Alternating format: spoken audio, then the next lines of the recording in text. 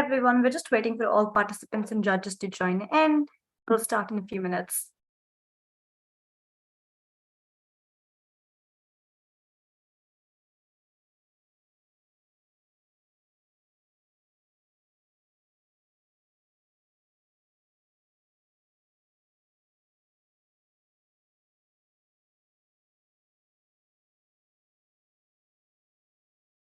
There are a total of 15 participants today.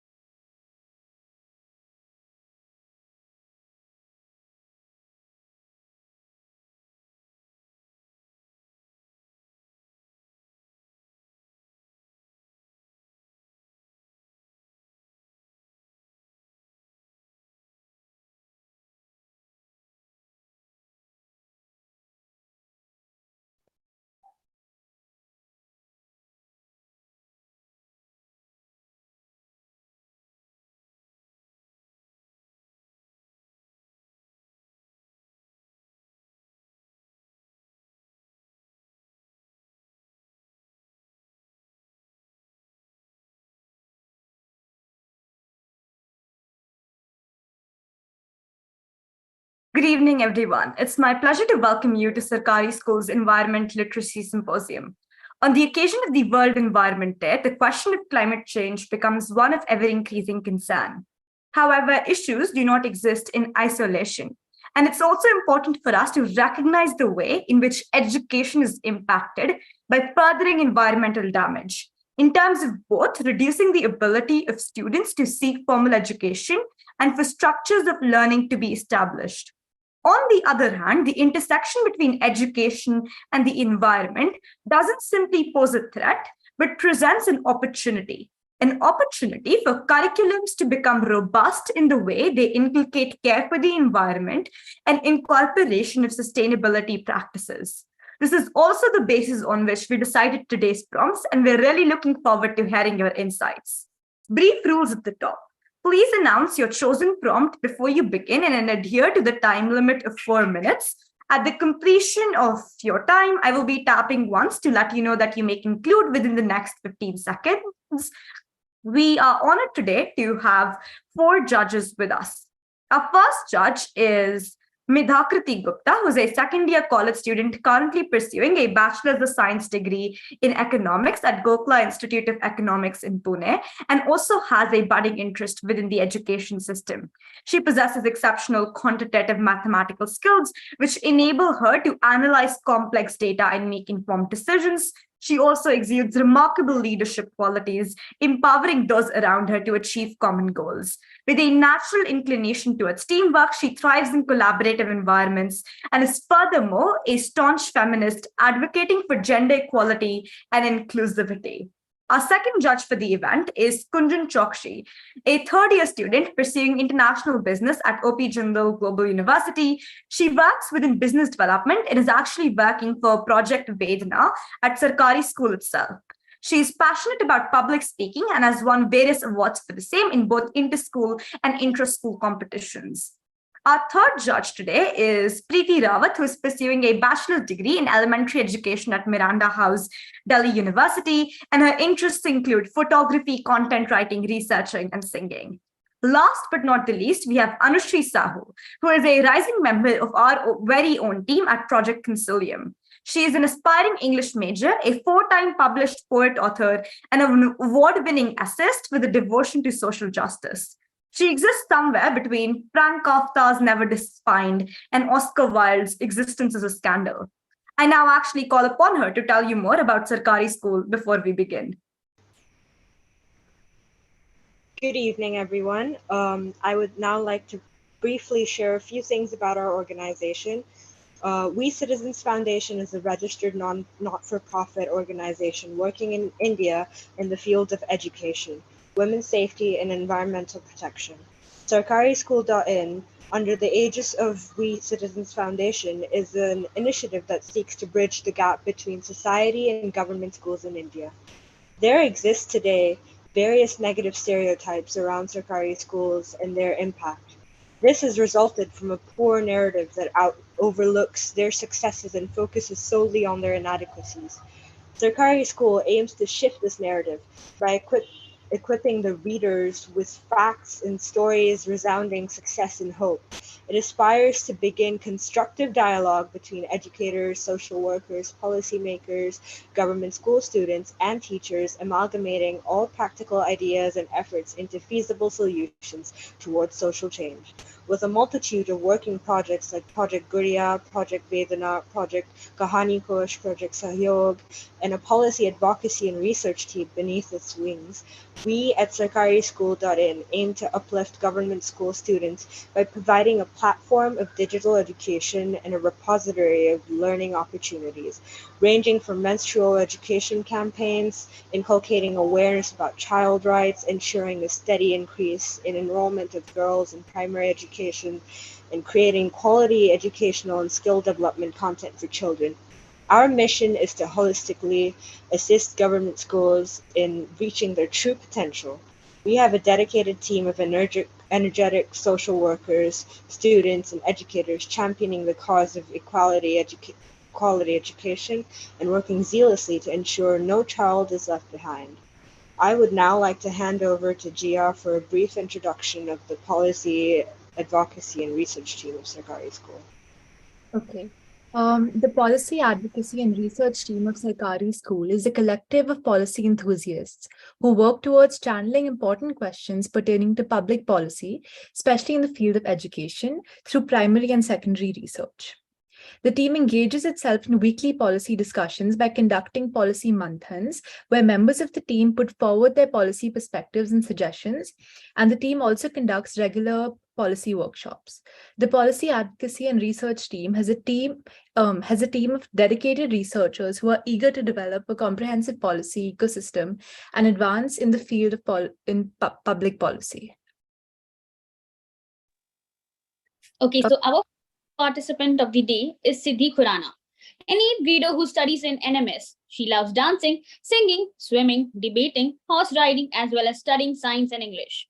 She's also an ardent public speaker and enjoys giving out speeches that can make an impact. Give it up for the first aspiring astronaut.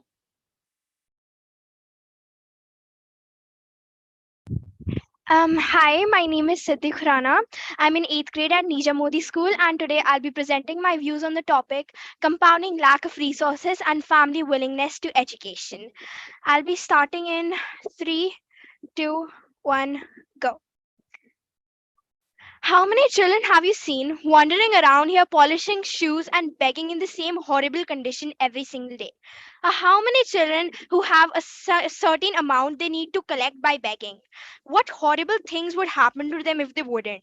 How many children have you seen who come running for money at the first person they see in good clothes and a good car? How many children have you seen orphaned, misguided, involved with the wrong people, and have no idea of the rights and the wrongs? How many children have you seen malnutrition, infectious, and dying on the streets with no one to care for them? What about all those children who have what it takes but are stopped from reaching their full potential just because of the happenings inside the four walls of the house? What about all those children who go out with the same stress and mindset every single day, not a moment to enjoy in their limited childhood? Why does our community do this? Have all these expectations and who should do what and what not? Why does our society have all these underestimations and weird treatment of our rights? And a poor child would probably not even know what the term rights are. They would just follow what their parents taught them to say sahib and madam and never raise their head, to obediently accept what they give you and never argue. But isn't this wrong? Are the children out there seriously not fed up of being treated like that? But don't you want a chance to change that? Don't you want a chance to be treated well with dignity and respect for you and your skills and not for your economic condition or your caste? Don't you want a chance to prove that you can make something out of yourself? Don't you want a luxurious life for when you grow old next to a swimming pool? Don't you want to be that person stepping out of a good car with good clothes? You all must know about the great one and only APJ Abdul Kalam and his life story about his struggles to achieve his goals and make a difference. We all think the only struggles are of those of freedom fighters, army men, or policemen who give their life for this nation. But the truth is, we are increasingly forgetting the commoners, our parents, who are able to give us this education in such a prestigious school did not become who they are overnight. It took years of hardship and struggles to finally get to this point and give us the best things possible to ensure our success. All of those people who do not have such great financial conditions, like people who are begging on the street, must say to their children, Beta, hum pehle apna पेट देखें या तुम्हारी पढ़ाई. They dim out the bright light in all those children who have a will to make something out of themselves. But why? Doesn't the youth of this country deserve a chance? You say your luck is not good. But those who became a billionaire from a cobbler did not do so overnight. It took years, but they kept dreaming, and today I request you to do the same. Like APJ Abdul Kalam once said, dream, dream, dream. Dreams transform your thoughts, and thoughts result in action. To succeed in your mission, you must have single minded devotion to your goal. And as for the parents, let's sacrifice our today so that our children can have a better tomorrow. You know, if the children of Odisha can convince their parents to send them to school, you can too. But parents, do you know the profits we can have while being literate? Before, people didn't even have free education, but now our government has provided free education for all children as well as a free midday meal for your child in all government schools. Now, my solution for this problem: I would personally like to suggest the government to start a campaign where our respected prime minister would approach the people of the country, telling them about his life journey and how he made his way to the top. He should inform the citizens about the importance of quality education and the amazing facilities provided in government schools. This day would officially be a half day for all working people and attendance physically or from the screen set up in their neighborhood. The government should talk them through this matter by explaining them with the interactive activities. They should tell the parents about how the child could provide for them once he or she grows up and becomes an independent adult.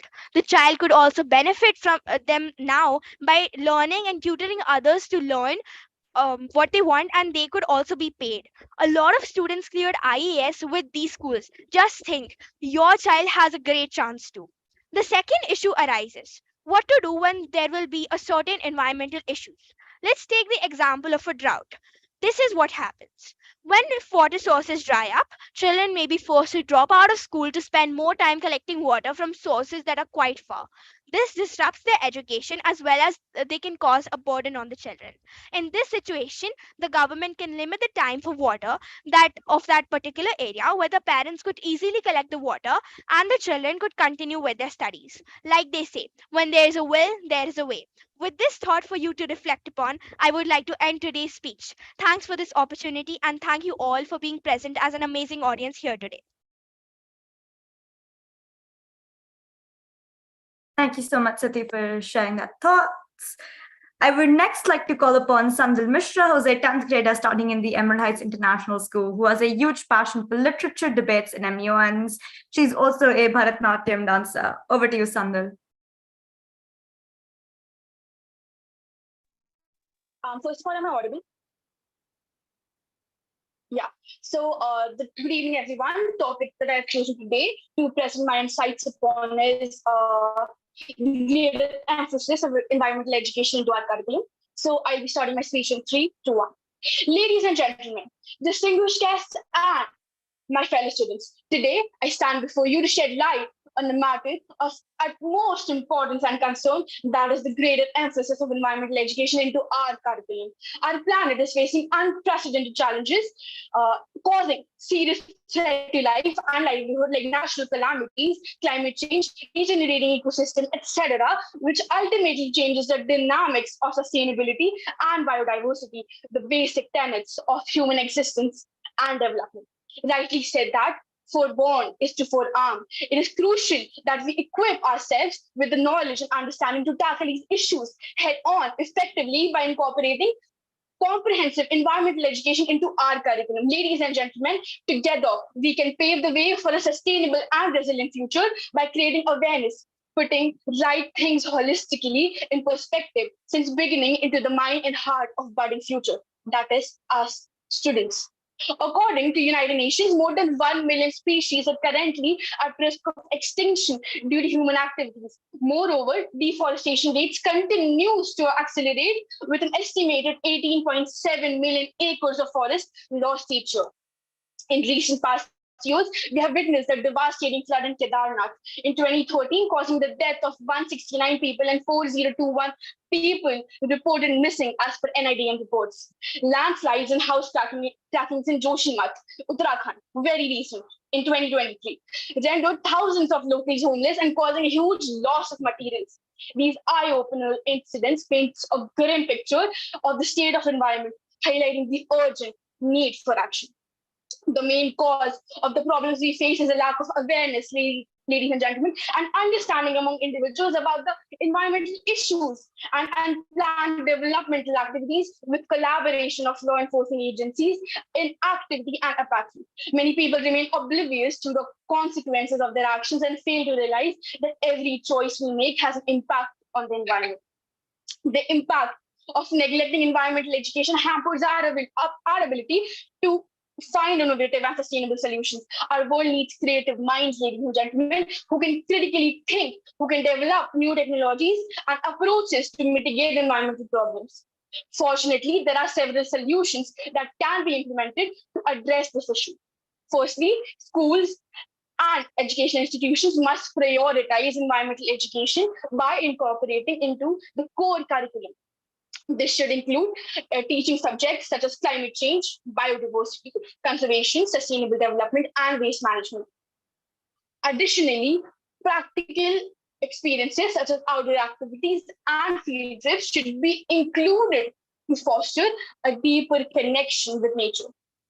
Furthermore, collaboration between educational institutions, governmental bodies, environmental organizations is vital. By working together, we can develop comprehensive education programs, provide resources, and support teachers in delivering effective environmental education. This collaboration can also help establish partnerships with local communities and businesses, promoting a holistic approach to environmental education that extends beyond the classroom.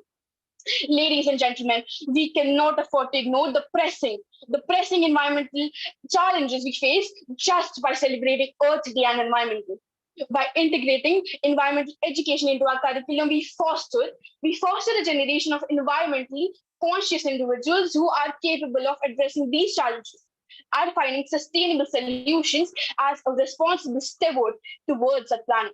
Let us rise to this occasion, embrace this opportunity, and work together to build a sustainable and resilient future. Thank you, everyone, for your attention. Thank you. Thank you for that incredible speech, Sandro. Next, we have Arna Mangal, a 10th grader at the Emerald Heights International School, who likes public speaking, debating, and anything that involves speaking. She loves to present her views and wishes to bring change in this world. Good luck to you. Hi, I'm Arna Mangal, and I will be speaking on the topic educational access within disaster-prone areas. I will be starting in 3, 2, 1. Do you know what it's like to lose everything? Well, ask that to the children living in disaster-prone areas. They lose everything, their homes, their families. For them, education is like a lifeline. It is more than a right to learn. It's a chance to protect their future despite losing everything. Good evening, one and all present here. Today, I, Arna Mangal, am here to shed light on an urgent issue that often goes unnoticed: educational access within disaster-prone areas. Disasters, whether natural or man-made, can wreak havoc on communities, causing immense devastation and disrupting the lives of those affected. The disruption of education for children who live in these places is one of the many repercussions, but it's also one of the most important. It is our duty to make sure that every child gets the chance to grow and learn, especially in the face of adversity. Due to a number of issues, access to education is severely constrained in disaster-prone areas. Let's look at a few of these issues and see how we might resolve them.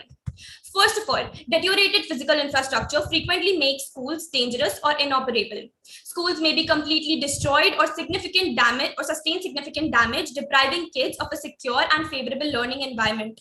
Rebuilding or repairing these schools becomes an immediate priority to restore educational access. Governments, NGOs, and the global community should work together to hasten the restoration process so that children may get back to school as soon as possible. Second, families are frequently displaced from their homes during and after disasters, which interferes with the educational routine of children. Establishing temporary learning facilities or mobile classrooms becomes essential in these circumstances. In order to provide children a feeling of routine and continuity in their education, these can be set up in shelters, camps, or other secure areas. To address the trauma the children have encountered, it is crucial to provide these learning environments with qualified instructors, educational materials, and psychological support. Furthermore, disasters may also widen already existing socioeconomic gaps, making it much more difficult for vulnerable populations to access education. Families who lose their homes or jobs could find it difficult to pay for even the most basic essentials, let alone tuition or supplies for a school.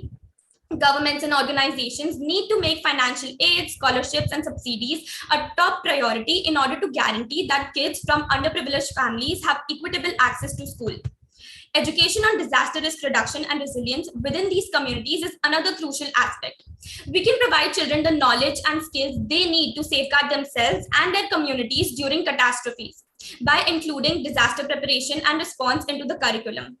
This education may include first aid instruction, evacuation protocols, and knowledge of environmental risks. Our generation will be better able to lessen the effects of disasters and establish resilient communities if we equip youngsters with this information.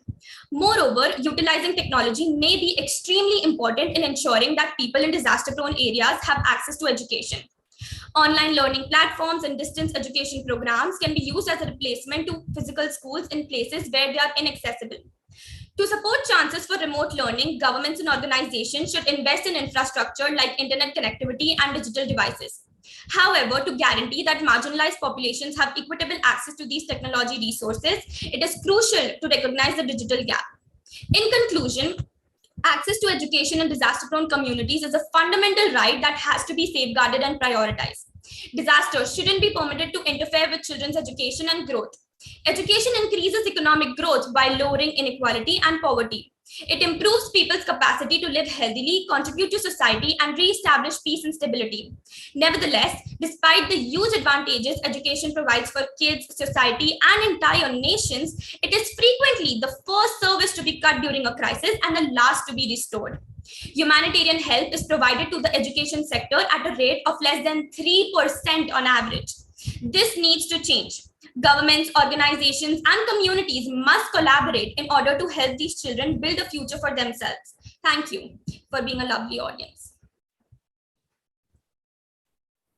Thank you, Arna. Now we have Tashi Suri. Tashi Suri is studying in the Nirja Modi World School. She likes to explore, an outgoing person who loves nature and animals. She's really fond of creative writing and art as well. You have the floor for the next 4 minutes, ma'am. You may start. Hello, everyone. My name is Tashi Suri. I'm a student of Nirja Modi School. I'm an environment enthusiast. I try and practice sustainable living in my day-to-day life, and I try to promote that. Today, I would be talking about greater emphasis on environmental education in curriculum.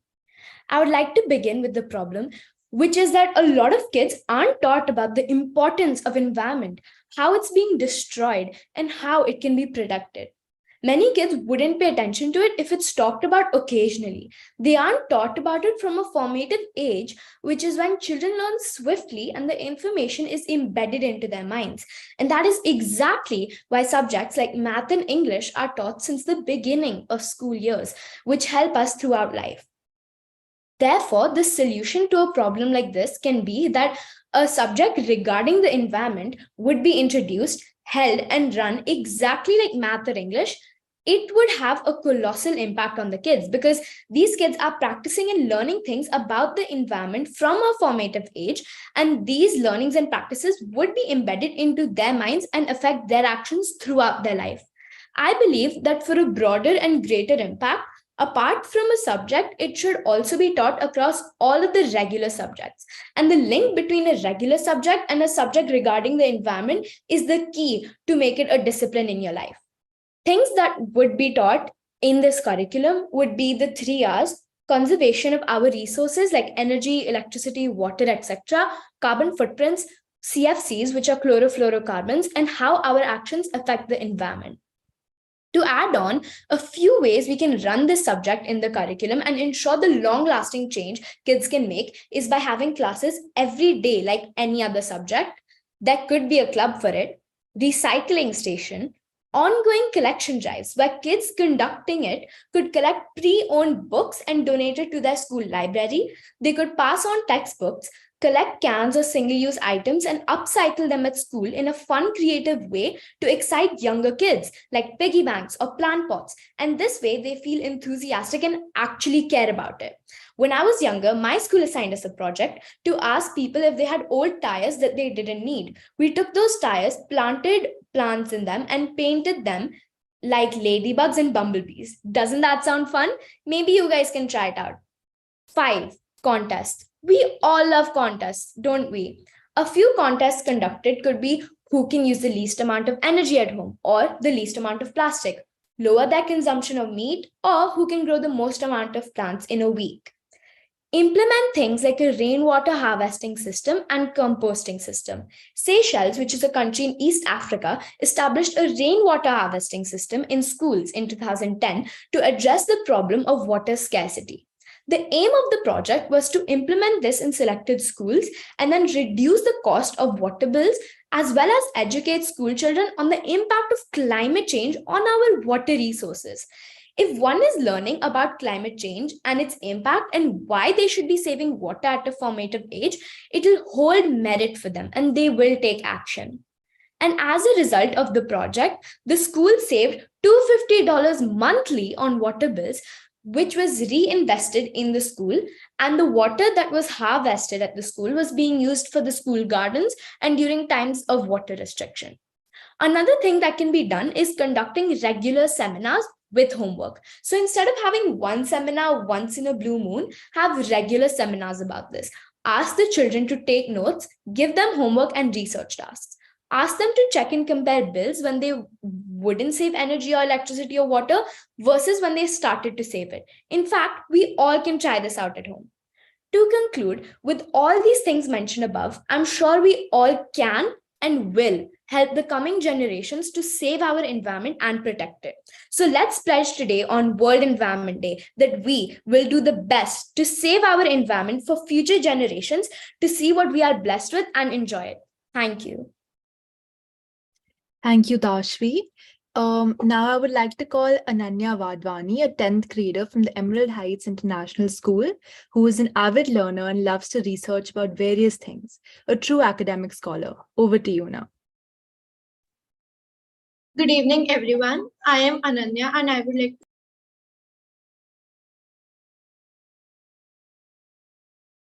Ananya, you're muted. Am I audible? Yes, you are now. Oh, all right. Good evening, everyone. I am Ananya, and I would present my opinions on the topic education access within disaster-prone areas. I'll be starting in 3, 2, 1. The purpose of education is to turn mirrors into windows. Hardships often prepare ordinary people for an extraordinary destiny. When disasters strike an area, they not only devastate the infrastructure or economy or the lives of people, but also the future of a countless number of innocent children seeking education.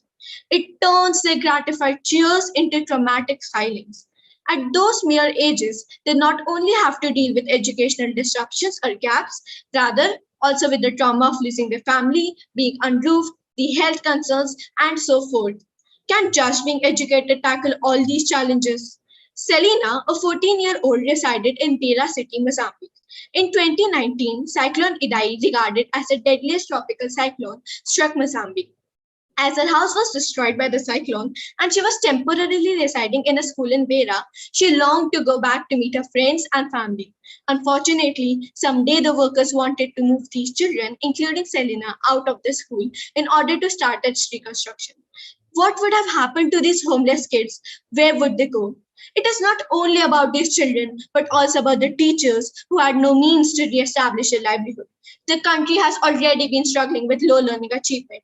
Only 4.9% of grade 3 students can read and 7.7% can do basic calculations. This disaster further led to the destruction of 600 schools, leading to the dropping out of 335,000 students. Natural disasters may rather have a broader impact. Devastation of the school infrastructure is not the only problem. Despite the other dimensions the children have to go through, educational disruptions are the worst ones for that age. It can be agreed that education alone cannot tackle all these issues, but it must be argued that the power of education definitely has the capability to heal all these distressed wounds. It should not only be about reconstructing the schools, rather should be about reconstructing the atmosphere for knowledge. It is necessary to rebuild the minds of these innocent children, rather to rebuild the infrastructure. Displacement of the staff leads to another major issue. The emotional distress further hinders the learning ability, leading to lack of focus or concentration. In these dark hours of adversities, education can help children progress and advance towards a brighter future. The great aim of education is not knowledge, but action.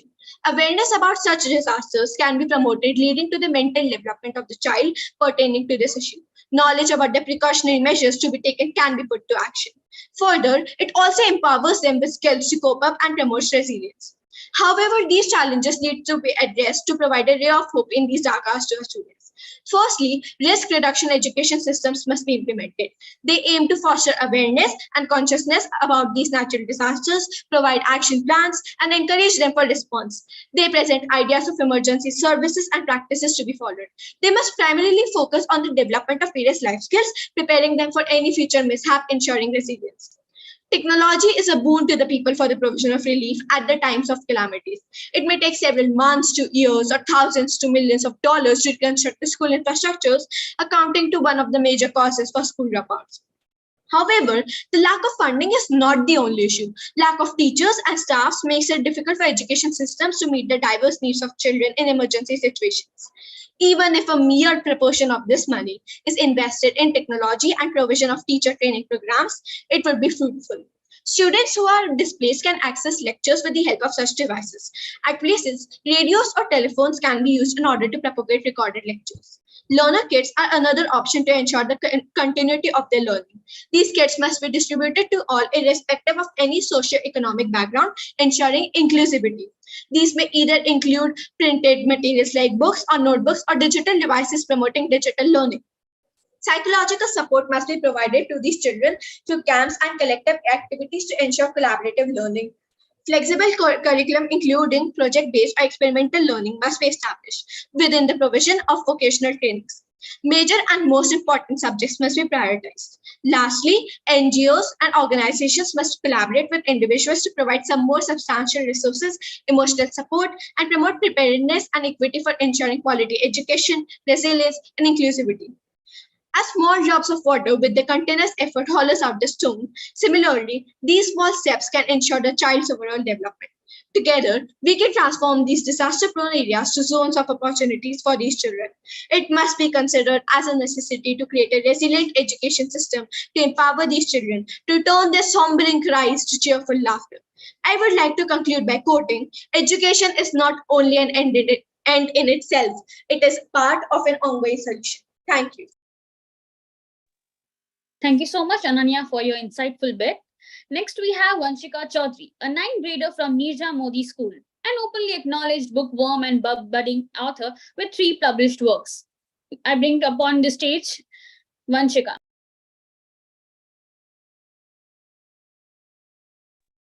Starting in 3, 2, 1. The United Nations Office for Disaster Risk Reduction defines disaster as a serious disruption of the functioning of a community or a society at any scale due to hazardous events.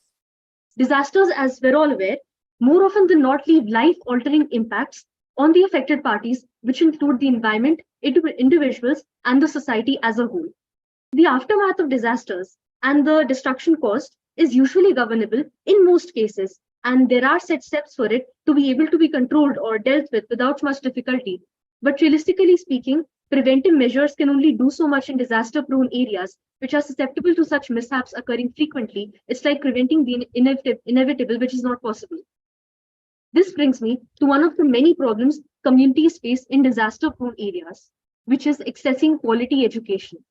Education is the backbone of society, salient in every child's life. But the pertaining issue in disaster-prone areas is the instability in the education system. Due to this, the acquisition of requisite knowledge and skills is endangered, which is especially necessary in such communities to enhance skill sets and spread awareness. In fact, studies of disaster trends and the consequences of climate change show that each year, 175 million children are likely to be negatively affected by natural hazards leading to disasters. Also throwing a light on inappropriate school facilities in such areas which are often not or sufficiently equipped to understand these rising threats, leaving students in a much more vulnerable position when they strike. Educational inequities are also made worse because of schools being used as evacuation centers and because disaster risk reduction policies are not being adequately resourced or prioritized. Another contributing factor I'd like to mention is that in most disaster-prone areas, regardless of the size of the disaster, education is always disrupted. This claim is supported by analyzing 2 disaster-prone areas, Nepal and the Philippines. In countries such as Nepal, where earthquakes cause large-scale disruption, many children lose months of education. Whereas in the Philippines or Indonesia, where the earthquakes are much smaller in scale, children still lose months of education. All these problems are highlighted in these areas because education is generally not prioritized as part of a disaster response, and reconstruction or rehabilitation of damaged school infrastructure is often belated. With these problems in mind, let's move on to how we can resolve them. The first issue to bring to the fore is pre-disaster development in disaster-prone areas to ensure widespread safe school construction and introduction of resilience education of students to ensure that they have greater awareness of the risks and potential impacts of disasters. Threats to educational continuity, especially in developing areas, will require a proactive approach, as will increase prioritization on funding for education in such areas, which can only come when once people realize the benefit of it. But to further reduce risk, strengthen resilience, and achieve inclusivity for children in vulnerable areas, we require innovative solutions indigenous to the areas affected. The education system of Bangladesh proves my point. Due to constant flooding in Bangladesh, the floating solar-powered schools on large boats were introduced for students to learn, which pick them up from their homes and leave them once the lessons are completed.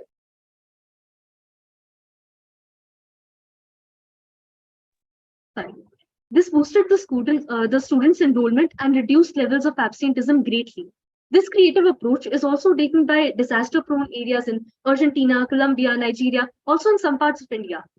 Similarly, other countries prone to heterogeneous disasters could adopt such inventive measures of schooling and keep them in the long run, not just as temporary school shelters. Understanding and acknowledging a problem is paramount, and I believe localized problems are best solved with inventive solutions focusing on endemic issues. In this current generation where education is the premise of progress, we need to build resilience and ignite the spark of learning in young minds living in the darkness of disaster. Thank you.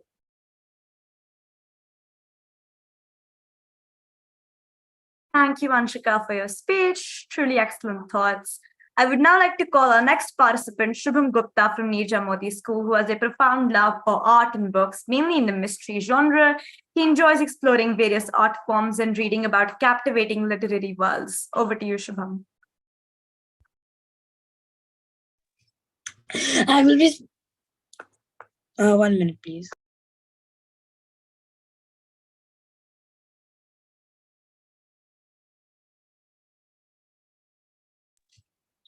Good evening, everyone. I will be speaking about the importance of the greater need for emphasis on environmental education in school curriculums. The world is grappling with a formidable environmental crisis. Climate change, deforestation, pollution, and species extinctions are just a few of the challenges that we are facing. We all need to be environmentally friendly in this world to heal our environment and better nature, especially students and the newer upcoming generations. However, we expect them to make sustainable choices and decisions if they are not equipped with the knowledge and tools to do so. The problem we face is that our future depends on the ability of our future generations to understand these issues and also be equipped to address them. Unfortunately, our current education systems fail to provide sufficient exposure to environmental education, leaving students with a lack of knowledge and understanding regarding environmental issues.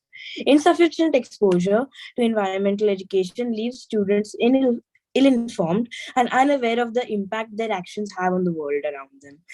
The lack of engagement with the environment perpetuates unsustainable practices and perpetuates a cycle of environmental degradation. Environmental education among students in their curriculum. First of all, schools must invest in professional development of teachers who are well versed in nature and environmental studies. By equipping educators with the necessary skills and knowledge to deliver effective environmental education, we allow them to educate children properly about the problems and how to solve them. Also, we must adopt the environment into the school curriculum. Environment education should not be isolated into a single subject, but be woven into various other disciplines. By connecting environmental themes to science, geography, social studies, and even the arts, we can enable students to understand the connection between humans and nature and develop a deeper connection with nature themselves. Moreover, hands-on learning is essential. We must provide students with the opportunity to engage directly with nature. This would include field trips, nature walks, and outdoor activities, allowing students to witness the beauty and complexity of ecosystems firsthand. This would immerse them with nature and develop a sense of appreciation and respect for the environment. Another thing that would help schools would be collaborations with environmental organizations, scientists, and experts. Inviting them to speak and interact with children is crucial. Lastly, we must develop assessment tools that go beyond merely learning and involve evaluating a child's attitude, behavior, and value towards the environment, their ability to protect the environment, and how eco-friendly they are. This will have the impact of an overall better world and a greener and better future. Thank you for taking the time to listen to my speech. Thank you so much for your thoughts, Shubham.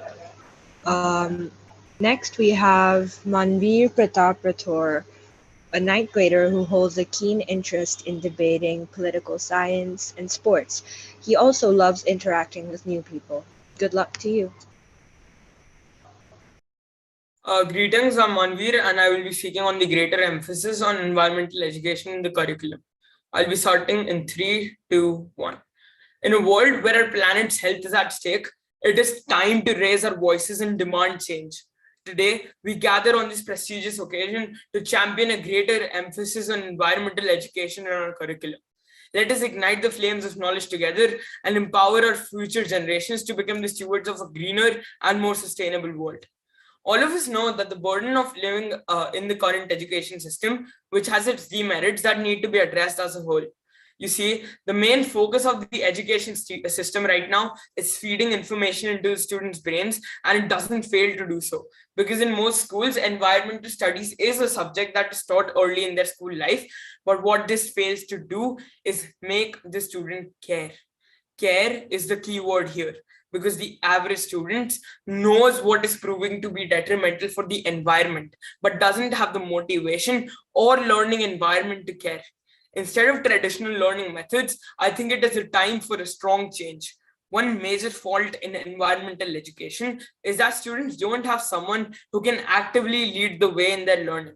Sure, teachers do this job right now, but they also have other responsibilities and mostly focus on educating the children, not leading the way. Instead, we need someone experienced solely in this field who can set ablaze the passion in the children's brains to make them care, but not force it. I propose schools to collaborate with experienced environmentalists who can educate the students and lead them to make a generational impact through workshops and other learning forums that will be interactive with the students, but not be conventional learning methods. As I stated earlier, an optimal learning environment is crucial for a student's development in environmental education. And thus, instead of the cliche solutions like implementing outdoor learning, which aren't as effective as they sound, I believe that the schools need to encourage eco-friendly practices on campus, like recycling campaigns and sustainable practices to induce eco-conscious habits subconsciously into the students' minds. When these habits become a part of their daily routine, it automatically makes them more conscious of their lifestyle and makes their lifestyle healthier and greener.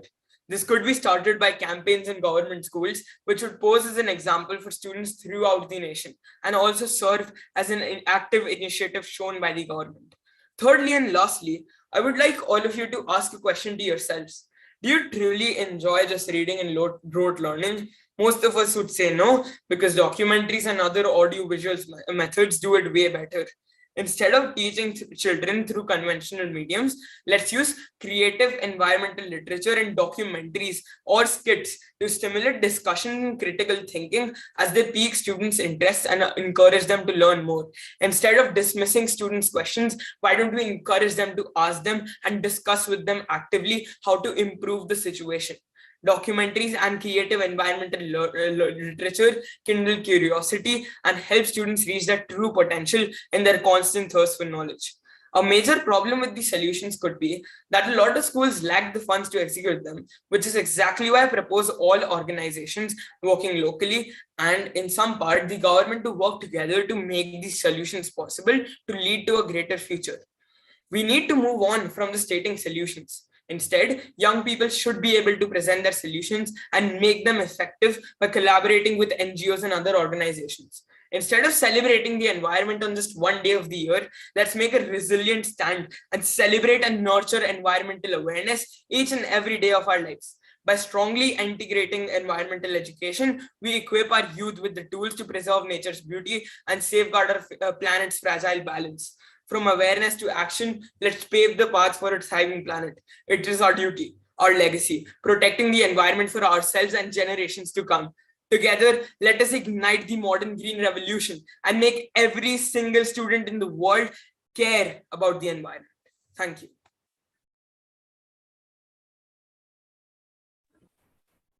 Thank you, Manveer, for your very practical solutions. Points very well noted. Next, we have Trishika Jain. Trishika Jain is a rising 10th grader. She is a politics and history fanatic. Trishika is the one to talk to if you ever have to engage in a spicy debate. Trishika is a sucker for Bollywood movies and loves to experiment with her culinary expertise. In her free time, when she is not researching any novel concepts, she also loves to vibe to One Direction. Ma'am, you have the floor for the next 4 minutes.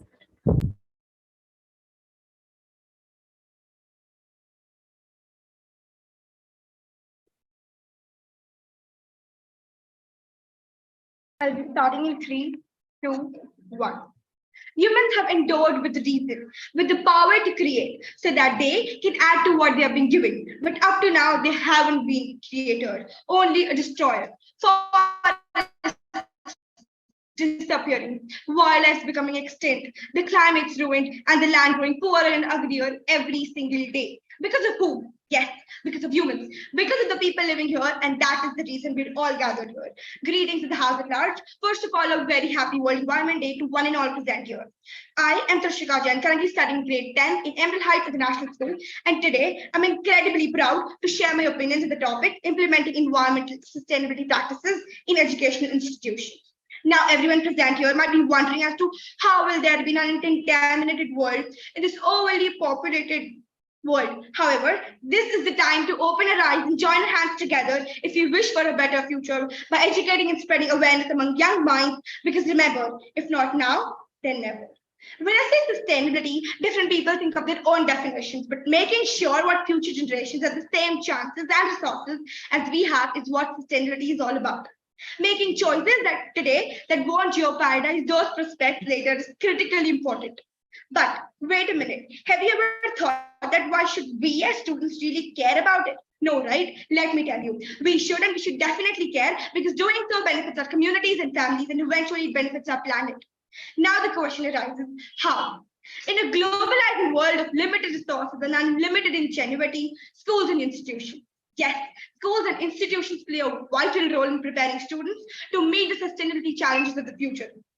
The imperatives of sustainability point not only to a new course content, but also to the new ways of teaching that content. Sustainability presents a valuable paradigm for rethinking pedagogy. Educational institutions can promote a culture of environmental stewardship, equip students with the knowledge and abilities needed for sustainable living, and contribute to the overall effort for creating a greener future by integrating environmental sustainability into their operations and curricula. Now, talking about the green practices that can be taken into their curriculum, for example, promoting water conservation by utilizing low-flow toilets, faucets, and rainwater collection can just drastically lower water usage. The entire educational community can be encouraged to participate actively by promoting awareness campaigns and providing easily accessible recycling containers in their own campus. Educational institutions have a chance to educate and empower the upcoming generation of leaders and change makers. These institutions can give students the information and abilities they need to deal with the environmental issues by including environmental sustainability into their curriculum now. Now, how can this be accomplished? Many of you might have some common ideas of solving this, but let me tell you some unique and feasible ways. A, through providing students with a greater awareness of the environmental concerns and potential solutions can be done by offering courses and programs that concentrate on environmental science, ecology, sustainable development, and renewable energy. For the purpose of promoting environmental awareness, these courses ought to place a strong emphasis on critical thinking, problem solving, and practical experiences. B, involving pupils in relevant hands-on learning experience like environmental field trips, community service projects, and sustainable campus initiatives can create a sense of personal connection and responsibility towards the environment. These activities enable students to witness the real-world implications of their actions and develop a sense of agency to effect those positive changes. C, to foster an environment of environmental responsibility, education institutions should actively involve students, teachers, and staff in sustainability activities. Now, this is done in various ways, such as students can be empowered to take the initiative in establishing eco-friendly practices on campus by creating student-led organization or sustainability focused green clubs. Doesn't this seem more fun? Of course, yes. Increasing the effect of sustainability projects through partnerships and collaboration with neighborhood companies, environmental organizations, and community stakeholders. Education institutions can foster changes for information exchange and support all-encompassing sustainable practices by hosting joint events, workshops, and conferences. Ladies and gentlemen, the urgency to implement an environmental sustainability practice in educational institutions cannot be overstated. By taking a proactive approach, these institutions can shape the mindset and behavior of future generations, instilling in them a sense of responsibility and respect for the environment. This collective effort is vital for preserving our planet and ensuring a sustainable future for generations to come. In the face of global environment challenges, schools and students have the power to be catalysts for change, driving the transition towards a greener and more sustainable world. So let us promise ourselves and seize this opportunity to embrace sustainability, integrate into the very fabric of education, and pave the way for a harmonious coexistence between humanity and environment. Together, we can make a significant and lasting impact on the health and well-being of the planet. Thank you so much. Thank you, Trishika. Our next participant is Vani Bhatia. Vani has a love for speaking, being creative, and putting her thoughts out into the world, which is why she's here to participate today. Vani has many hobbies, passions, and interests, even though she's just in the 7th grade, including table tennis, running, sketching, singing, reading, playing the piano, writing, researching about the sciences, and socializing. Today, she will speak about the topic compounding lack of resources and family willingness to education. Good luck.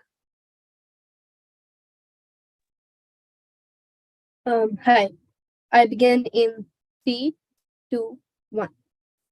Good evening. I introduce myself as Vani Bhatia, and thanks to our wonderful organizers, you already know a little about me. I will be speaking on the topic compounding lack of resources and family willingness to education today. Let's begin quickly. Well, to begin with, lack of resources and family willingness are just the reasons to why people do not receive education. But first, putting all those topics aside, I want to talk about education in itself. Education is a concept, an idea that all of us present here and millions of others get throughout the earlier period of their lives, whether it be through school, college, university, or anything else. Education is a treasure for oneself that, unfortunately, a majority of the children in our world do not end up receiving. Today, I will delve into why people do not receive it, why it is important, and what we can do to make sure everyone has access to it for the betterment of each individual and the world as a whole. People do not receive education due to lack of resources and family willingness. Trust me, that's an issue, because if each individual doesn't end up getting education, our world can be at risk. The majority of the world is poverty-stricken, making it difficult for people to access education. Educational facilities are usually too far away to get to from rural areas, and even if they are located near rural areas or in cities, it is difficult for those people to receive proper education due to the lack of resources, such as books, supplies, transportation, and even paying tuition fees. Additionally, in areas without crucial natural resources like water or a lot of natural calamities like floods, landslides, hurricanes, so on, it is really difficult to pursue stable education.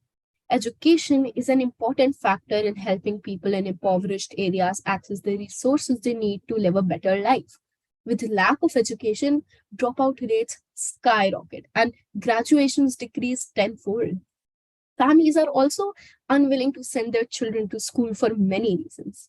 In India, many girls in rural areas are not sent to school due to outdated concepts and thoughts that cost them a happier life. Also, if a family is below the poverty line, it may be more beneficial for them to have all family members work on the fields and do similar jobs to support the family rather than pursuing an education and spending money for it.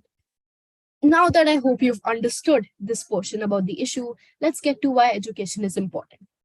Education is how our world functions. Without education, people won't get jobs. They won't know what's best for them, and they won't know about the skills that could save their lives. Basically, without education, our world is trashed and we will not function without it. But so many people don't receive an education. Isn't that bad for us, Vani? Well, of course, yes, it is. But that's an issue that we can solve. We can actually help them get an education. We can donate our old school supplies. We can donate our money to funds. We can protest to our governments and tell them to make the conditions for these people better. We can be the one in a million and start something for these people on our own. That is actually really all it takes. More awareness towards the issue. And that's why I'm here, to tell you what the problem is, why it's important, and why we need to solve it. Families don't want to, and families cannot send their kids to. If we can all spread awareness and make an effort towards this problem, humanity for the generations of the future and us, improving the lives of billions in our path. And that is all I wanted to say. today about a grievous issue that we can help solve. And I hope you end up doing something about it after this meeting today. Thank you so, so much for being a wonderful audience. Now that was a thorough insight, I must say, Vani. So next we have Paridhi Yadav, a freshman at Emerald High International School. She's an enthusiastic advocate for sharing her views and opinions to drive societal change. She also has a deep love for learning new concepts and is a dedicated badminton player. In her free time, you'll often find her engrossed in the world of Formula One racing or enjoying a delicious plate of pasta while binge watching movies. Good luck to you. Thank you. My name is Paridhi, and I'll be starting my speech on greater emphasis on environmental education in the curriculum in 3, 2, 1. In a time where opening your phone, you see Greta Thunberg on the screen saying, I don't want you to hope. I don't want you to be hopeful. I want you to panic. Or discussions on the impact of USA's Willow project, the environmental related issues and the impacts are unfamiliar to none. However, it goes much deeper than this. Despite knowing everything about the environment, we know nothing. The environment is a huge topic, and just by knowing that plastic is bad and that you should switch off lights whenever you leave the room is not enough. It's a real problem which is killing numerous lives every single year, and the numbers will continue to rise. In order to solve this and incorporate more environmentalism in the world, the subject of environment education was introduced. Environmental education basically answers 3 questions. So, what is happening? I mean that it helps students to gain awareness and a more detailed, in-depth knowledge of environmental issues. So, how does it affect me or my surroundings? I mean that students learn the various depth of impacts of climate change. And what can I do about it? I mean that they learn skills and information, even determination to act and solve these problems. If we want more efficiency in working towards the environment, new ideas in the field, and a greater change, we need to involve environmental education in its curriculums. School curriculums give students a properly structured foundation of knowledge and information, shape their personalities and the way they deal with situations like give them direction at a very young age. Students are gearing up to become active adult citizens of tomorrow. The growth is parallel to the future of our country. If students are exposed to the knowledge of the environment at such a young age, they are more likely to stay motivated in the field in the future. And this only benefits the planet because now we will have a greater participants of those people who are determined to actually create an impact and are serious about the issue. However, one common problem we are likely to face is students participating in the subject for a secondary reason, which could range from just memorizing stuff to get a good grade or getting to spend some time with friends. This will occur when students don't have an interest in what they're learning, can't see how much that could help them, or is just a lot of work. However, we definitely do not want that, ladies and gentlemen. We want enthusiastic, committed children who are actually serious about the environment and are there just for the sake of learning more about it. Because after all, education is what remains after one has forgotten what one has learned in school. But how do we ensure that happens? Firstly, we should not have it as a graded subject, but it should be compulsory for primary and middle school students. As young students are more likely to get excited about learning new concepts and creating a change compared to high schoolers who might just want to do it for enhancing their college applications. Young students are more likely to go into the entire concept with a lot of excitement, and it will also be beneficial for them to learn about the environment at such a young age. They should be taught about the topic through various activities, so that process remains informative yet fun. They can be graded on the basis of assignments such as writing case studies or creating projects and presenting their views in the way they want to. They should be the ones in control sometimes, as that gives them a sense of power and maturity, which can be very helpful in convincing them to stay in the field. As a part of theoretical knowledge, they can learn about various concepts related to the environment, the work and projects that have been done yet, and their effectiveness or ineffectiveness, and to study various statistics and have debates on different topics. This will create a unique relationship between them and nature. They'll realize the power of interdependency, become more emotionally intelligent, and to even gain skills such as critical knowledge and problem solving. This way, we can have students who have an actual zeal for climate action, and by the time they're in high school, the subject would be made optional so that those who really want to stay in the field do get a chance to do so. Furthermore, students should properly be made aware of the need and extremity of the problem. Only when they realize why they're being taught, what they're being taught, are they more likely to pay attention and continue to work towards better. For doing so, field trips could be organized as part of practical knowledge to nearby areas that are somehow affected by climate change. There, they should be asked to interview various people and make reports about it.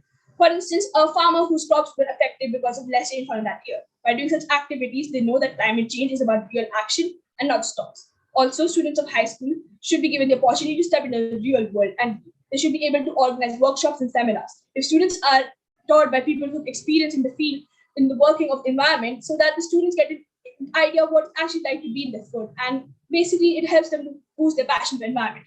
This will really promote them in working with the environment, and this could actually promote them in choosing to become an environment activist or researcher in their careers in the future. However, when we say environmental education, we do not refer to having a once-in-a-week class where a few videos on climate change are shown to the students and they're asked to read. This is because environmental consciousness should be a way of life, practice every single day, leading to habit formation, and should be something that is not forced upon the students. This will ensure a longer impact, and that after 10 years from now, students don't look at the environment and think, oh, bad situation. But who cares, right? To conclude, I'll just say that we can enable people to become active contributors to the creation of a sustainable future. We can ensure a better, more sustainable world by educating the young ones. We can change attitudes, modify behaviors, and build a culture that appreciates and defends the environment. So why not do it? Thank you. Thank you so much, Parathi, for sharing those insightful thoughts with us. Our next participant is Artharshi Garg, who's a freshman at the Emerald Heights International School. She's a dedicated rifle shooter and in her free time likes to occupy herself with novels. She has a deep love to try something new that is out of her comfort zone and also loves to share her views, especially in pursuit of social change. Over to you, Artharshi. Am I audible? Yes, you are. Okay, I'll be starting my speech in 3, 2, 1, go.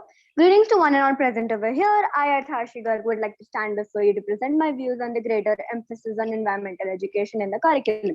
The major components concerning the environmental education is awareness and sensitivity towards the environment, knowledge and understanding of these environmental challenges, attitudes of concern for the environment, motivation to improve and maintain the environmental quality, and lastly, skills to identify and help resolve these challenges.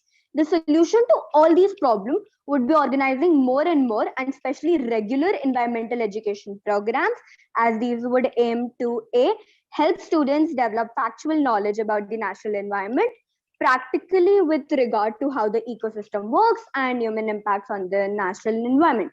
B, to foster more positive perceptions about the value of the natural world. C, to develop eco-friendly habits. And D, to engage students with the environmental rejuvenation projects. And lastly, to develop students' psychological and spiritual relationship with nature. These programs would be interdisciplinary and multidisciplinary in its approach. These would be continuous, as in from the beginning at the preschool level to continuing through all the formal and non-formal stages. These would examine the major environmental issues critically from local, regional, national, and international point of view. These would dwell on the current and the future environmental trends and scenarios. Environmental education in India has a traditional base. It starts from early childhood at home and in the immediate neighborhood. During the early childhood, manipulative skills are developed through helping in the home and at play. Knowingly and unknowingly, one receives an informal training in personal hygiene and etc. At primary level, the basic objective should be to address the child's environment, to the child's emotional orientation to nature and the environment of home and neighborhood. However, at primary level, students should be molded to understand the importance of environmental protection and should be exposed directly to the nature and the environment. Hence, a formal environmental education can be introduced with subjects like hygiene, study of nature, population education, and values.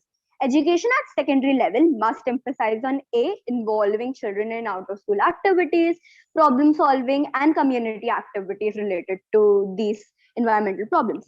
B, on giving them inputs on basic environmental factors such as ecology, resource distribution, population dynamics, population balance, and the problems of hunger and starvation. Educators and public officials generally believe that improvements are needed in the nation's public education system to enhance the students' learning. Many educational scholars agree that the students are not doing well in thinking, reasoning, analyzing, and problem solving. Goals of education reforms emphasize the need of strengthened core subjects such as math, science, geography that teach across various subject areas and often does not relate to learning in the classroom that needs to the issues of the community. Environmental education has a tremendous potential to contribute to these goals of educational reforms. For example, it can strengthen teaching in many core subjects, especially science, because science is the basics of solving our environmental challenges. At the same time, environmental education can promote interdisciplinary teaching because environmental topics can be addressed from different perspectives, including scientific, historical, and cultural views. It can also bring local and environmental changes to the classroom to improve analysis and problem solving skills. Teachers would play a huge role in these programs. They the need to have a personnel who will be able to interrogate environmental education into formal and non-formal education programs and further implement these programs calls for a training of teachers in environmental education. The teachers should create an awareness for the environmental pollution and remedial measures. One should organize debates, competitions, discussions, dramas to enlighten the students. Visits to dense forests would be organized so that the students should develop a taste for natural beauty that acquire knowledge of flora and fauna. The teachers should organize different co-curricular activities. The treatment of environmental population, along with the prevention of this population, is taught to the students in detail in order to make them alive for the students. Teachers must be trained effectively to teach and incorporate with environmental studies in their curriculums.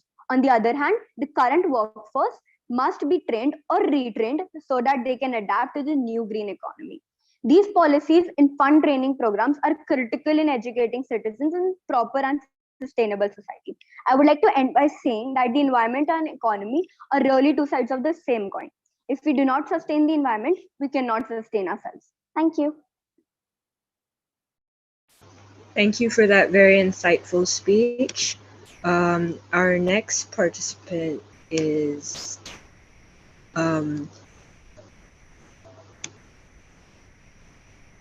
Avya Gupta, who has a lot of hobbies like listening to music or doing art, but she is very devoted towards animal welfare. She has volunteered in a bunch of adoption centers before, and she cares a lot about the environment as well. She wants to study biology and animal welfare in detail. She has been doing public speaking for about a year, and it is a very important part of her life. Good luck to you. Hello, am I audible and visible? Yes, you are. Go ahead. Starting my speech in 3, 2, 1. A world where all you learn in an above all excelling school is trigonometry, and the name of the person who made the first map of India is not a word with constant effort. Education is not just about STEM subjects and board exams. It is not about the constant pressure of feeling misunderstood and being ignored when you ask for help. Education should consist of things happening all around the world, whether that be about countries like Nigeria and Qatar, of how being part of the LGBTQIA community is punishable by decades in prison, or about how Iranian women are being poisoned at school. Among these topics also comes the topic of environmental education. It is about things like animal testing or global warming. It is about the endangered animals, endangered species of plants, and how Americans kill around 150 million animals every single day. School systems need to point out how there is 750 billion tons of ice melting every year, how polar bears and penguins die because they don't have places to live. We humans have covered 1.25 million kilometers in just plain concrete. We are killing the earth at a rapid speed, and the worst part is that the future generation doesn't even realize. But we fail to notice that this is not their fault. When their education consists of algebra and Pythagoras theorems, why are they to blame? But that is why we have to propose and implement a new technique, or there might not be a future at all. This causes children in school to believe that everything is okay for children to choose fields like engineering or medicine when the environment desperately needs their help. We need to raise awareness to ensure that every book, whether that be CBSE or IGCSE or MYP, has a separate column just for environmental issues. There needs to be debates regarding how to fix these issues, because when children don't know what the issue is in the first place, why would they know how to fix it? How do we plan on ensuring that environmental education makes the curriculum? Two main points. This is A, raising awareness. There are multiple ways that we could achieve this. This is one, there should be weekly assemblies specifically on environmental issues happening all around the world. This means there being assemblies weekly on topics like global warming or the constant rise in temperature or how ice is decreasing. Two, opening workshops at school which allow children to brainstorm and try to think of ways to reduce environmental issues. these should be optional, but only at the point where we have enough people to make a difference. 3, there should be school magazine pages which focus on the environment.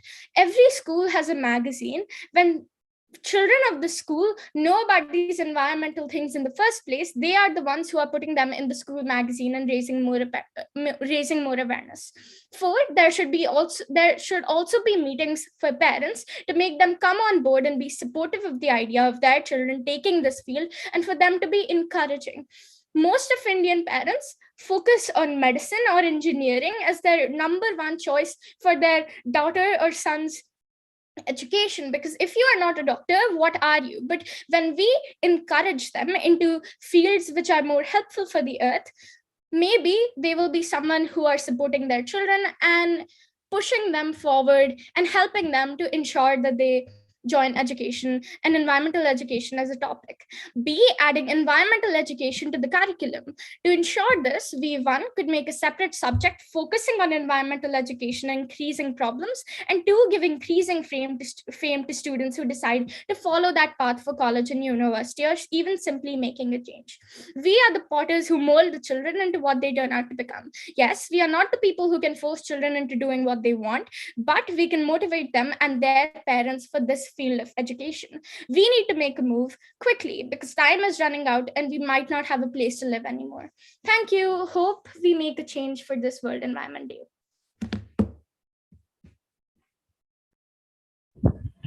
Thank you so much, Avya. We have our next participant, who is Punya Khemka.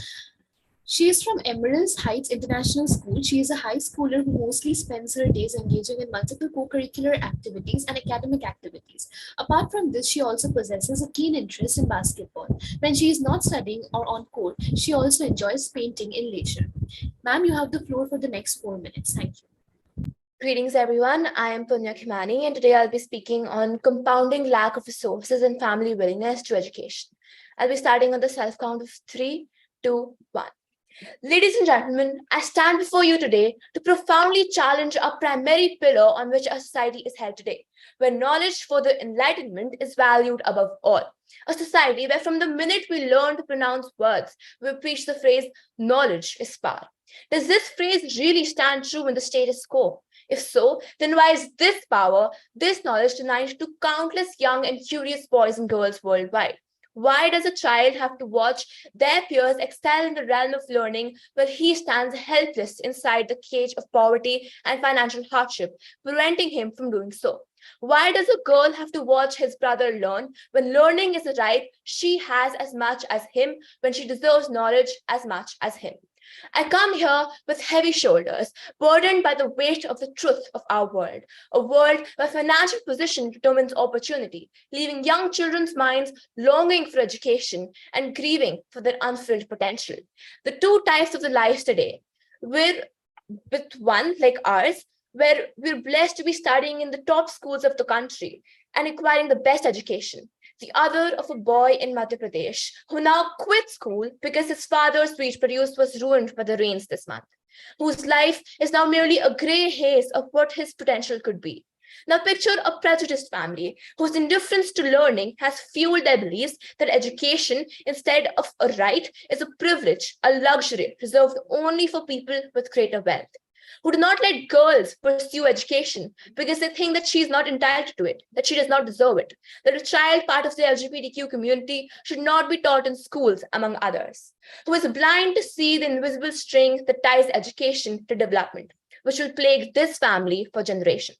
This is why we as society need to stop sitting idly as dreams and aspirations of young minds continue to erode, so the child, along with countless others, can finally feel daylight, fulfill their potential, and become great assets to a great country. Which starts from reestablishing the importance of a guru or teacher.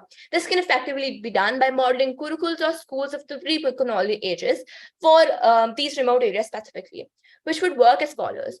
Firstly, to address the issue of language barriers in remote areas, the recruitment of teachers who speak in vernacular languages.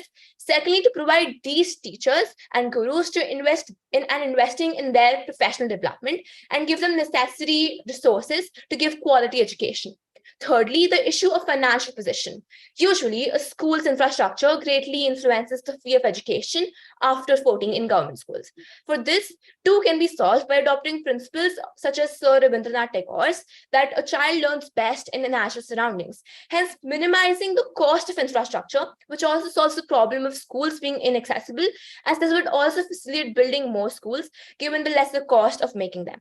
The second would be done to modernize the thoughts of prejudiced families, which ironically would be done by ancient texts, whose misinterpretation has led them to such beliefs in the first place. This would include organizing local gatherings by promoting them to be discussion of religious texts, therefore requiring the attention of locals, further explaining the true meaning behind these scriptures, as each one of them has always prioritized knowledge and learning to be a necessary karma of a man as equally as that of a woman. The third and the most important one is direct representation of NGOs. This is where we as students come in as the acumen for education by raising our voices in favor of learning. This is where the government comes in by empowering the beliefs of the nation and the right to education, by not funding but promoting independent NGOs and student-run incentives to the public, like prioritizing their representation in media forms such as radio or television, to interconnect all parts of the world and leading these actions under one giant umbrella. Through this, we break the barriers of the status quo and build a society which truly values knowledge above all, by turning the despair of the children working at the fields into a symphony of hope, where dreams become reality, where education is promoted, thereby creating a culture, a society where the shackles of poverty and prejudice do not determine opportunity. Thank you. Thank you so much for your bit. Thank you all participants for sharing their incredible insights on this really important matter at hand. We now have a guest speaker, Kavya, to share her thoughts as well as who is deeply interested in giving back and believes that education is a powerful avenue for the same. Kavya Kadia describes herself as a thirsty fish in the pond, trying to fulfill her purpose of her life, community building. Having worked with 15 plus NGOs in India and internationally, she is enthusiastic yet curious about grassroots level development. She is making health information more accessible to people across 20 countries, including Pakistan and Nepal. She is Deputy Director of Growth at Climate Cardinals and closely works with Sofia Kiani, UN's youngest advisor. At the same time, she was one of the first few Indians to publish her first research paper on neurolinguistics in a PhD journal while still in high school. Currently, at the age of 17, she is co-authored a paper on schizophrenia with a PhD scholar and a psychiatrist. Additionally, she serves as a research assistant at Harvard University's Developmental Lab and is an editor with reviewer of several international journals. Thank you, Samriddhi. Ladies and gentlemen and esteemed guests, today I stand before you to address a challenge that compounds the lack of resources and families' willingness to educate the children of our country and across the globe. This challenge is the one that deprives countless individuals to the opportunity to receive an education, and it's high time that we tackle it head on. Imagine, just to begin with, a world where economic distress forces family into heart-wrenching decisions. They are confronted with trade-offs, sending their children to school or having them work in the field just to supplement their family income. The weight of this choice weighs heavy in air as parents grapple with immense pressure to provide for their loved ones. In this circumstance, education is often denied and dreams are often put to forth. But this does not end there. Environmental issues further challenge this situation. Scarce resources like water, even scarer, pushing the livelihood of dropouts to alarming heights. As a result, the dreams and aspirations of countless young minds are yet left unfulfilled, stifled by circumstances that are often beyond our control. And the circumstances and the implication of this crisis are often profound, reaching deep into the fabric of our very society that has traditional outlook since decades. However, there is another crucial aspect that we must confront: the language barrier. Let's face it, the majority of world's population does not speak English language. In fact, only 75% of population don't have command of English language whatsoever, despite and irrespective of their nationality. Now, here's a mind-boggling part that we often ignore. According to Scopus, that's world's largest database for peer-reviewed journals. About 80% of the articles today, as I sit here and talk with you, it's only written in English. It's very difficult to grapple and absorb this fact. But the language spoken by the minority dominates the knowledge that is disseminated globally. Even the world's renowned United Nations IPCC report is published just in 5 UN official languages. But those are the languages which are spoken by half of the world's, not even half of the world's speaking population. So I just want you to imagine the frustration felt by the majority of the people on our planet who are unable to comprehend the documents and agreements issued by world's highest international political body, that's the UN. This lack of accessibility leads to misinformation, hindering our progress for climate justice and climate education, and tackling climate change is a far-off question as I speak today. But what is even more shocking is just 6 years ago, 40% of the adults worldwide had never even heard of climate change. That's right. 2 out of 5 individuals were completely unaware of what the climate crisis were and how it threatens our very existence.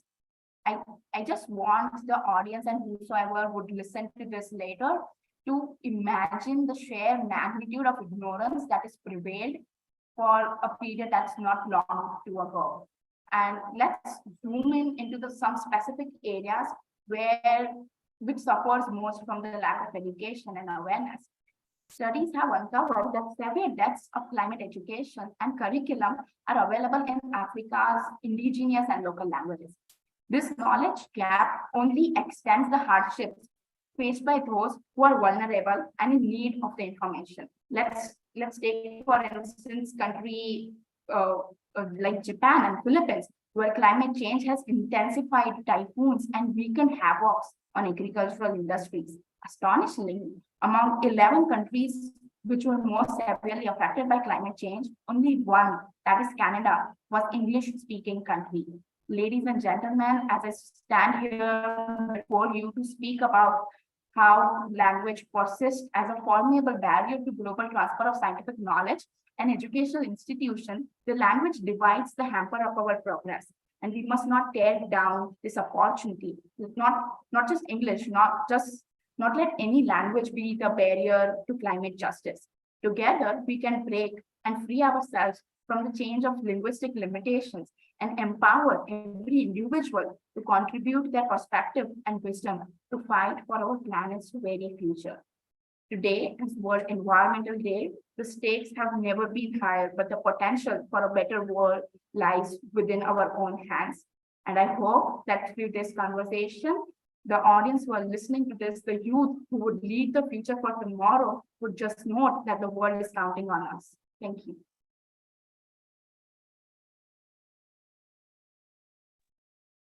Thank you so much, Kavya, for sharing your insights with us and for joining us today. As we near the end of the event and wait for the awards, I would like to take this opportunity to talk more about my team's project, Project Concilium. Our aim is to democratize access to educational discourse and research to high school students who are affected by it so that their voices can get heard and they can form informed opinions about the way the education system that is supposed to cater for them is structured. Today was our launch event, and in the coming weeks, we are looking to organize parallel discussions among a myriad of other events within students themselves to be able to dive deep into fascinating issues like the one we discussed today with students themselves. Therefore, I, as team lead, am proud to declare this project now commenced. Thank you. I would now like to hand over to the judges to share their thoughts on the event. Midhakriti, over to you. Okay, hi. So it was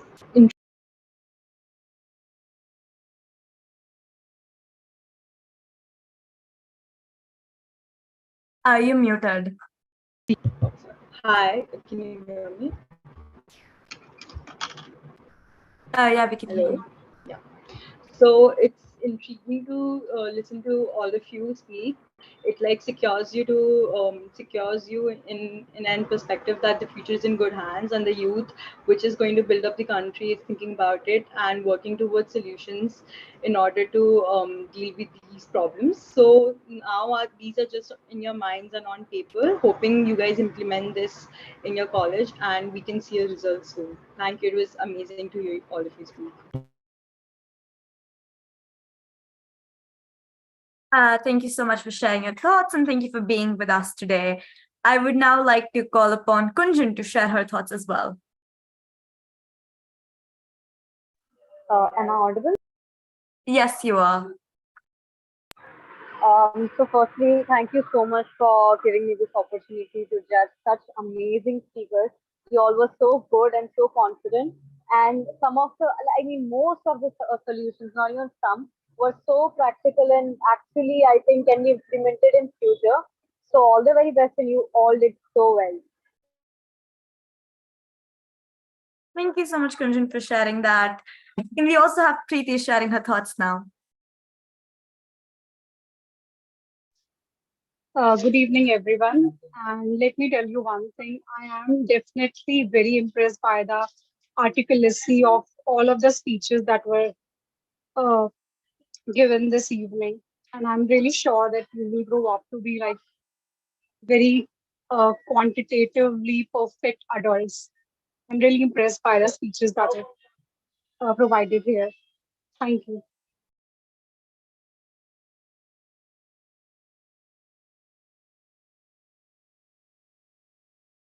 Thank you so much. I would now like to call upon Anushri to share her remarks as well and conclude with also sharing the results of the event.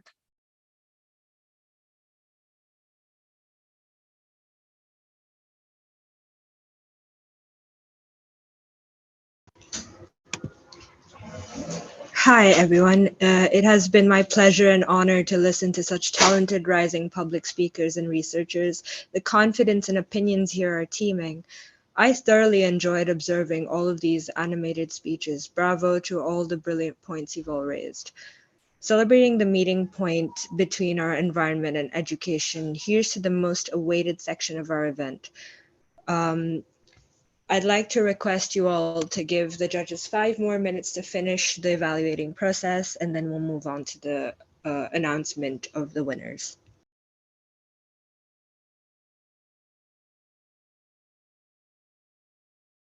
Till then, if any participants have any questions in the further work that we'll be doing at Project Consilium, if they're interested to know more about it or have any thoughts that they'd like to share, they can raise their hand and feel free to do so.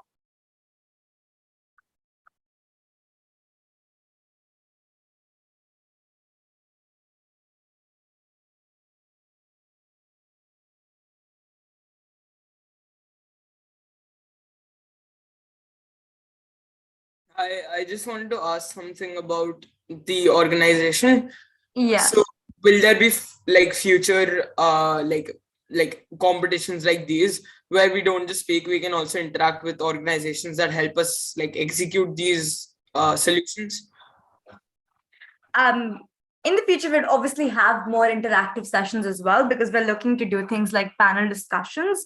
And in the instance that there are solutions that we really like, we would definitely be looking forward to working with that. And you can also email the organization at our contact details, which you'll find in the website. If you have any projects that you think would be great, you can work on. Also, at the end of panel discussions, we do look to consolidate reports of what we think were the most useful insights. We would look to doing something like that for this session as well, that we can then forward on to and then work on with more collaborative research with other people on the policy advocacy and research team, and then forward as suggestions. We've also done this in the past. You can look at our LinkedIn page to be able to see that. We did this recently with Project Vedna and a campaign on menstrual hygiene with a report being released. So we will also be doing that with Project Consilium as well. Okay. Thank you. Welcome.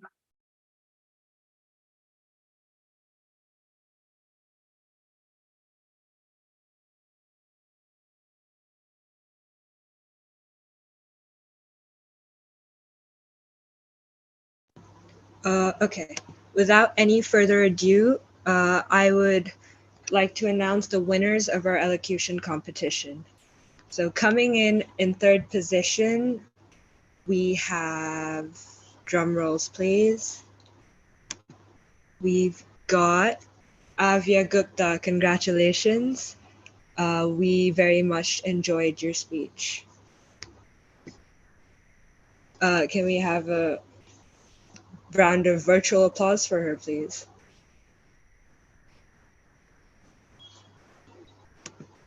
Right, now. Coming in second position, we have, another drum roll, please. We've got Manvi Pratap Rathore. Congratulations, Manvi, you had amazing points raised.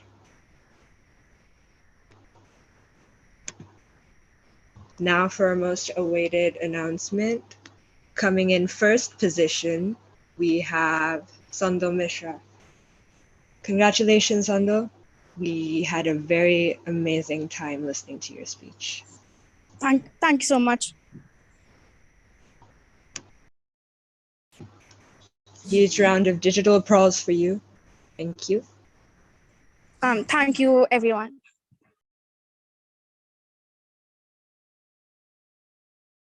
Thank you everyone for joining us. Can I now call upon Ipshita to deliver a vote of thanks to conclude the event? Good evening to one and all present here once again. I take immense pleasure in delivering the vote of thanks to all the respected judges and participants present today. I would like to thank the judges for gracing the occasion with their presence. Thank you to all the participants who took out time from their busy schedules and actively participated in this event. Next, I would convey my thanks to the platform of Sarkari School that helped to gather all the like-minded people together and host this elocution. Last but definitely not the least, I would like to thank the audience who are streaming this live. Once again, thank you to everyone present here. Thank you.